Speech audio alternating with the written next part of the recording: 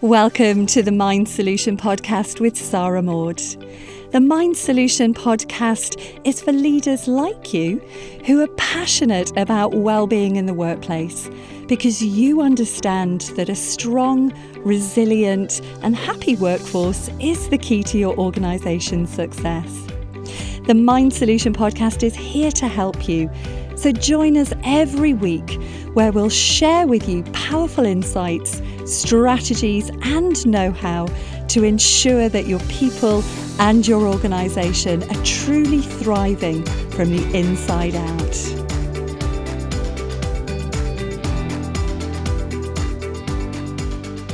Okay, hello and welcome everybody. And today we're very, very lucky to be joined by Fran Dean Bishop, CEO of Aerobodies, all the way from Washington, D.C. Welcome here, Fran.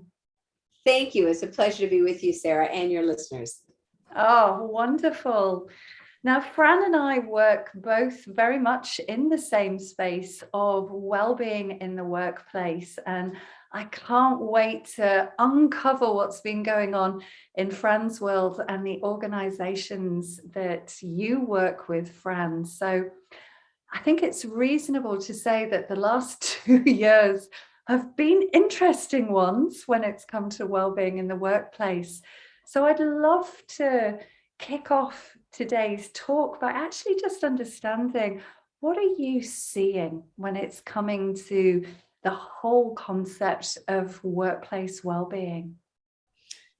That's a great question, and I think a very profound one, because what was acceptable and required, I think, pre-COVID has been escalated and magnified and even, I think, tripled because of COVID and what the expectation is. So we're definitely seeing, so I'm in the heart of the nation's capital, Washington, D.C. You'll probably hear traffic or police or whatever outside. So I am in it. And with that, I think that government, whether we want to accept it or not, does set the tone for how the rest of the world works. Because no matter if you're a large company or a small company, to some extent, you are relying on the government. If it's not from compliance, it could be a client. So all that to be said, I think the government is leading the way in terms of what we're starting to see. And I am definitely starting to see, at least here in Washington, a shift to bring employees back into the office.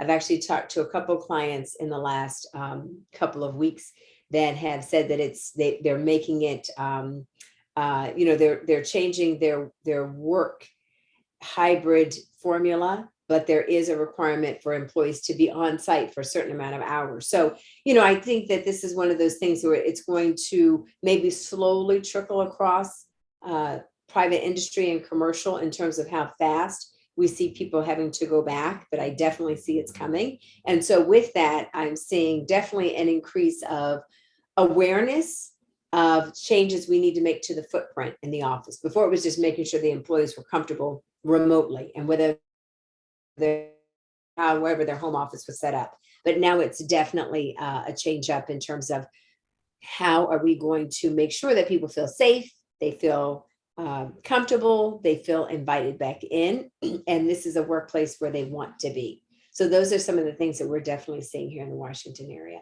and actually throughout North America. Yes.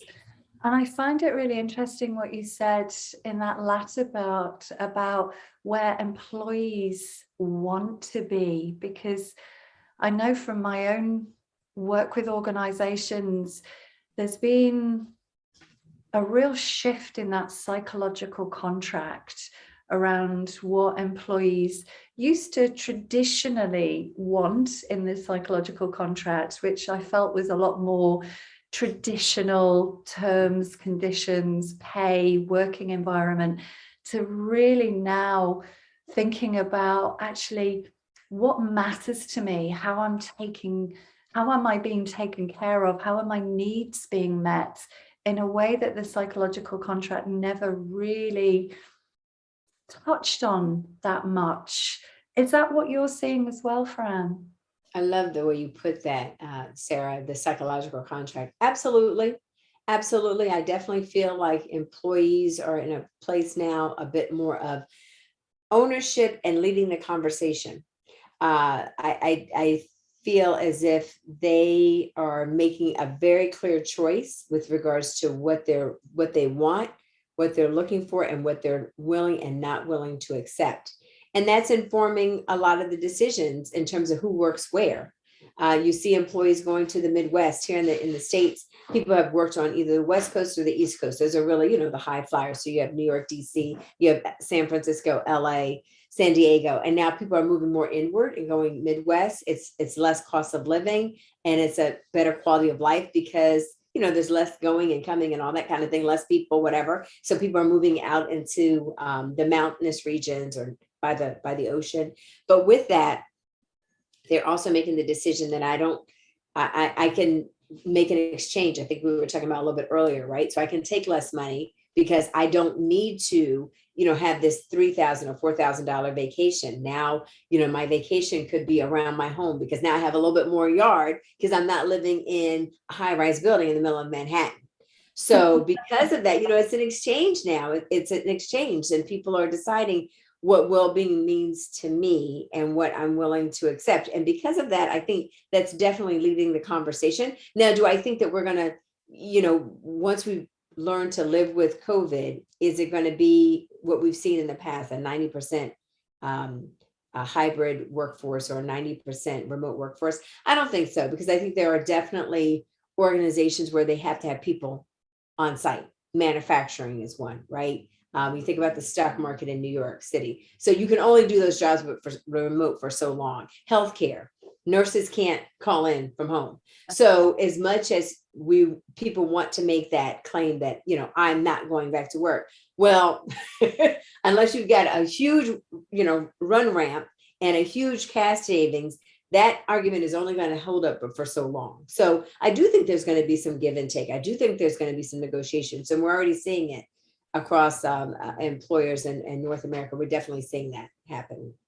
Fascinating. And really, I love what you said about that trade-off, that actually, if you move out to those mountainous regions by the ocean, that actually, like you say, you don't need that $4,000 vacation. Now, some things which I found really interesting over the last few years, which comes a lot down to the organization's culture.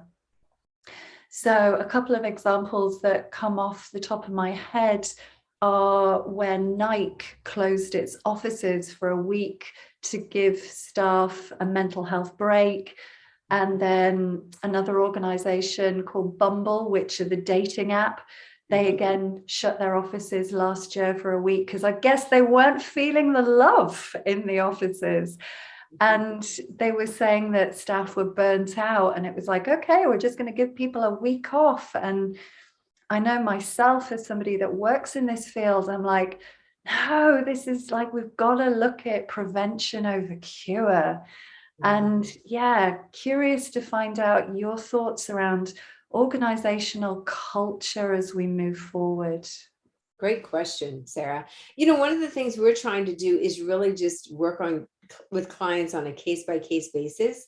I think there are organizations like the big tech companies that have a huge slush fund that can close offices. I think it was either Citibank or Chase did that last year, where they decided no Zoom meetings on Fridays or work from home or half-day Fridays. I think that there are definitely organizations that may be able to afford to do that. And then I think there's other organizations that may not have that kind of financial latitude, but certainly can decide to give people maybe a couple extra hours per week, or maybe people have a well-being hour or a nutritionist on call via Zoom, or a health therapist on call, or opening up the meetings a little bit differently so that people feel a little bit more support around resiliency and well-being. So, what we're trying to do and what we've definitely encouraged clients to do is really case by case, what really works for your organization. And I think the other thing that's important is to take a pulse.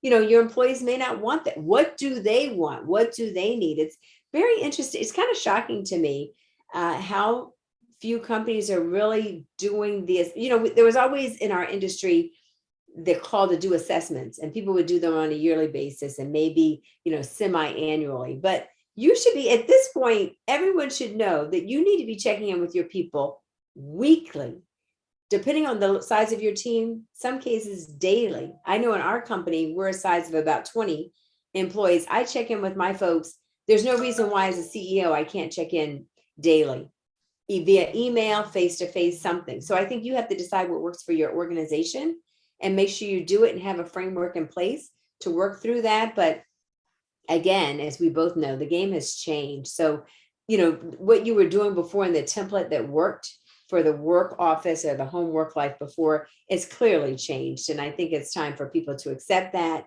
and be willing to reiterate, change, innovate, whatever you want to call it, and accept where we are today. Absolutely. And I loved what you said about you as the chief exec checking in with your team, checking in with your staff daily. Now, we know that a lot of C-suite leaders, there might be great leaders in terms of their functional expertise, but in terms of that, what was maybe seen in the past as pink and fluffy, we're now seeing this call for almost like a new breed of leadership. Leaders that listen, leaders that can empathize, leaders that can also be prepared to show their own vulnerability, the fact that they are a human being. Yeah. And we've still got some leaders out there that still see mental health as, it's a nice to have. They're not making the link between high performance and well-being. Is that what you're seeing in America as well? That's a kind of a loaded question. I would say that those who are not embracing the change, they're just going to be left behind. I think that you can read it, if you could pick up any financial document today, whether it's Financial Times or Wall Street Journal or New York Times, and there's plenty of research now for making the case for and ensuring that you have the right mix of employee benefits and well-being in the portfolio to offer employees, however you do it, whatever that mix looks like. And there's plenty of documentation, and I can send it to you if you reach out to me, Fran at Aerobodies, that shows that those companies are more profitable across the board. It's not like when I started my company in 1997, where there was a small composite of an industry in the DC area, and that was the legal industry, where lawyers were willing to invest in not only the C-suite but other employees because they were in the seats all the time, and so they recognized that we've got to do something to help people counterbalance their wellness and fitness. But if in fact that's how you're thinking today, you're not going to last. We can see how the world shows up when bad leaders are in place and bad leaders do bad things. The consensus is they're out, and we've seen this across the board, multiple industries, government, commercial, it's on and on. So I don't think that will last very long, and it's unfortunate that they feel that way, but you're counting your days are numbered. Yeah, no, I love that. I absolutely love that, because you're right. There is so much research, data, studies between that link, that return on investment, and actually what does a good leader look like these days. And it's kind of, well, I was going to say there is a lot. That doesn't mean that leaders aren't out there that aren't so great. And we're certainly seeing that in other parts of the world right now, that there is still very much that leadership, which, is not about feeling the love at all. And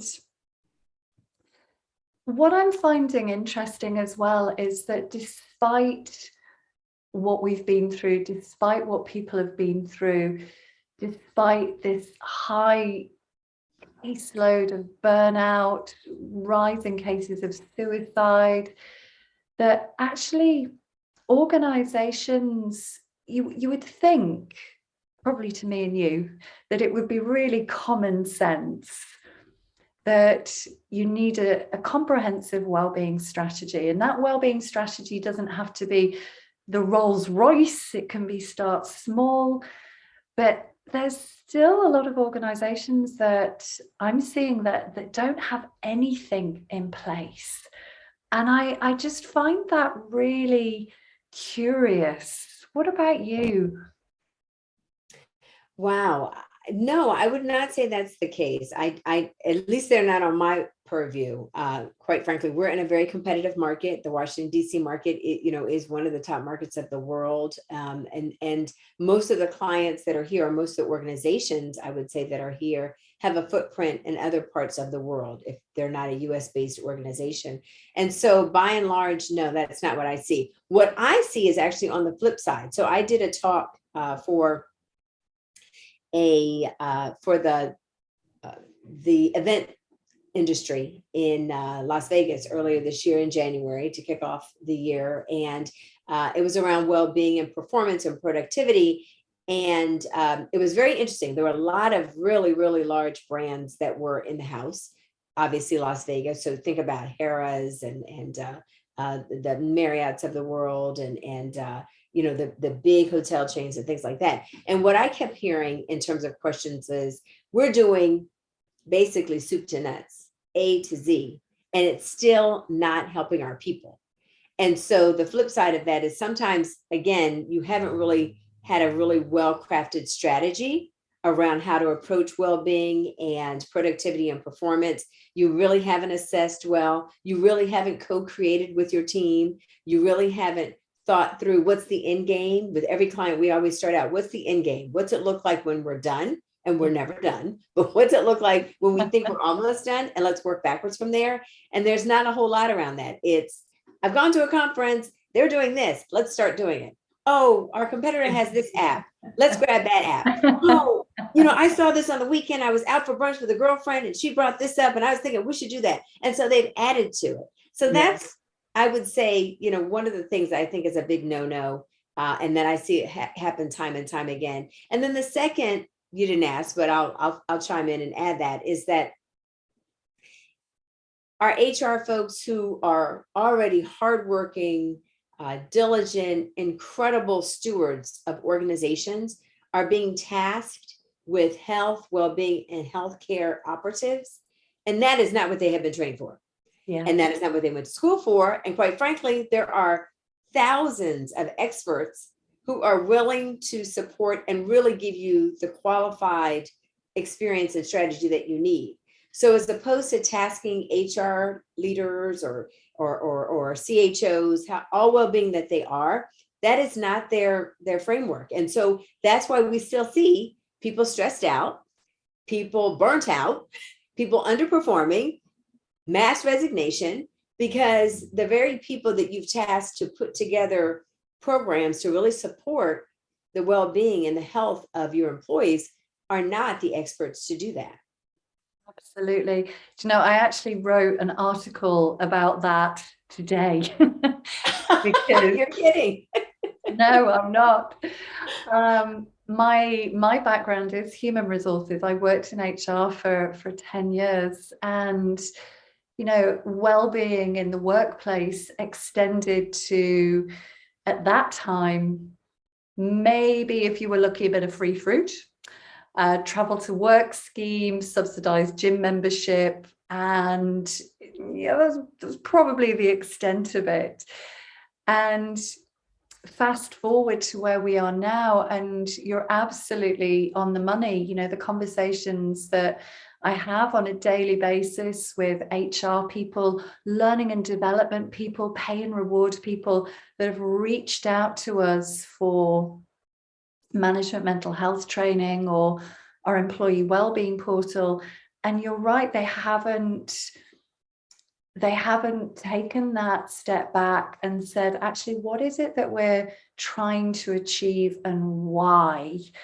And absolutely, they've maybe looked at what other organizations are doing that works for them, but what works for one doesn't necessarily work for another. And the advantage of working with somebody like you or I is that we can ask those questions because we see things from that big picture perspective. So yeah, I also think I find that the HR population, you're right, they haven't gone to school for well-being, but the well-being space itself is such a big space that I sometimes think that they can get a bit swamped and a bit overwhelmed because they're not sure what they should do. So they can maybe start doing something.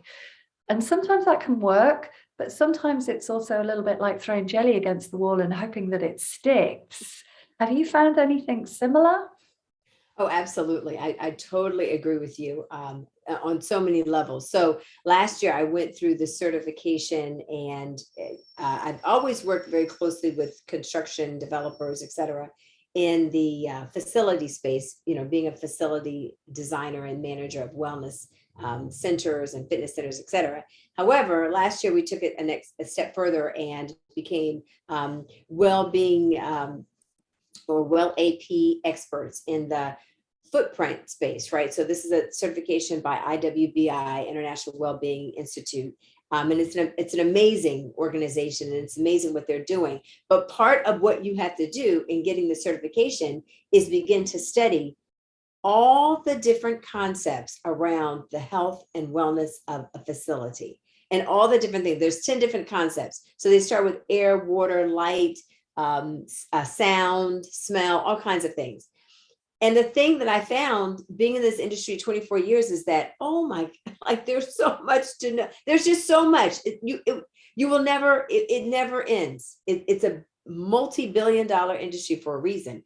So how much more so if you and I work in the industry and see how vast and innumerous it can be when it comes to approaching health and well-being, and what's the best way to do that. How much more so than for someone who really sits outside the industry that's trying to support their people as best as possible to find a strategist that can really help you with it. Like if you're trying to get your heart in shape, you wouldn't go to a CPA. So it's kind of the same thing. It really is like that, because there are just so many different things that affect the health and well-being of this body, which is such an important vessel. Don't take it for chance. Find a great expert or strategist that you can work with. I'm sure Mind Solution can provide that. Aerobodies, we're here in North America if you need us, but please find that, because you need that. And it's your most important commodity, which is your people, your human capital. Absolutely. And you're so right. It sounds like the Well-Building Award. The Well-Building Award, which, as you say, it's about light, it's about space, it's about air quality, purification. It's like you almost expect to walk into these well buildings and just be transformed into like a Zen goddess or something. But yeah, I find, even as you say, working in this space myself, that there are so many different spectrums and so many different facets when it comes to well-being. I mean, my personal favorite is the mind, and I absolutely love developing products or training people on the mind, or working one-to-one in executive coaching and really getting into people's minds. But I'm not an expert in men's testicular health. I'm not an expert in the menopause. And yet these are real tangible issues. That's why we work with associates to bring them on board. But it's like you say, it's huge. So Yeah. for HR to be in that space and be thinking, well, what do we need to do? And sometimes they just do something and it feels better, because it's like, okay, we've done something. We've run a resilience webinar. It's okay. But absolutely. So what would be your advice for anybody listening in, Fran, wherever they are in the world, that if they're in that space where they know that they need to do something, but they're not quite sure where to start, apart from reaching out to us, like what would be your kind of top tips that you would share for somebody in that space? I would say first and foremost, just assess. It does start with an assessment, and the assessment can be obviously wide scale. The assessment could be very simple and just in terms of asking people some key questions around well-being and what's important to them and how you're currently measuring that. I think that always starts first with the assessment. And I think, this is one of those areas I could talk about endlessly because it is so important. I think the other piece is that there are so many well-being experts out here that will provide a consultation. I usually like to talk to people several times before any document or agreement is drawn up, just to make sure we're a good fit, because every client is not a perfect fit for you. And maybe there's someone else that I know in our network, and now Mind Solution, obviously, that we could refer you to if that's not something we do. But again, start with your assessment and then talk to a strategist. Just have a free consult around what it is you're trying to achieve. And even for our HR folks, not to leave them in the wind, sometimes an HR person just needs a good consultant or strategist they can talk to themselves about, here's what I'm thinking about rolling out. What do you think of this? How could we measure this? What are we looking at in terms of outcomes? What are the data analytics we should be thinking about? What does this mean in terms of how it's going to affect other organizations or other business units in our organization? So I think starting with that and really, again, having a meaningful conversation with a strategist would be very helpful. Yeah, and especially what you said about the data analytics, because one of the things that we absolutely encourage organizations to do is whatever you're doing, measure it, measure the return on investment so that you know what an impact it's had on the wider business, not just on the actual kind of traditional HR stats, but how's this improving your relationship with your customers? How's this improving not just productivity, but actually the bottom line performance, sales, marketing, customer services, all of that, it ripples into everything. And actually, with that in mind, for some leaders that might be thinking, yeah, I really want to do this. Like, these ladies have got me really pumped up. I can see I need to do something.